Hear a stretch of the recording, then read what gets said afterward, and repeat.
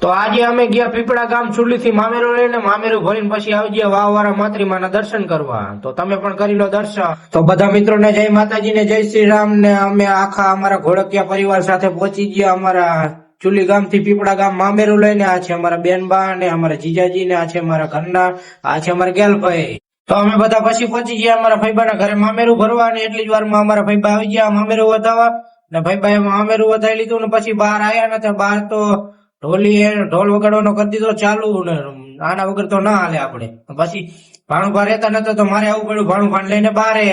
પછી મિત્રો અમે મામાનું કામ પતાવીને આવી ગયા કંકાવટી વાળા માતૃમાઈના દર્શન કરવા. તો તમે પણ દર્શન કરી લો. અને અહીંયા કોણ કોણ આવેલું છે જરાક કોમેન્ટ કરી નાખો. અને આ છે માતૃમાની 10 કોઠાની વાવ.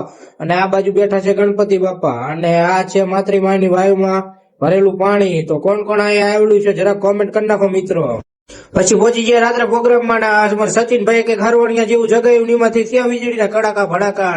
એટલી જ વારમાં કરી નાખી અમારા ભાણીબાઈ એન્ટ્રી. ને ભાણીબાની એન્ટ્રી થઈ ગઈ ને પછી અમે પહોંચી ગયા ડિસ્કો કરવા. હાલો હાલો અમે ડિસ્કો કરી ત્યાં સુધીમાં તમે ફોલો કરી નાખો ભાઈ ફટોફટ. હાલો હાલો ફોલો ના કર્યું તો ફોલો કરો પેલા. હાલો.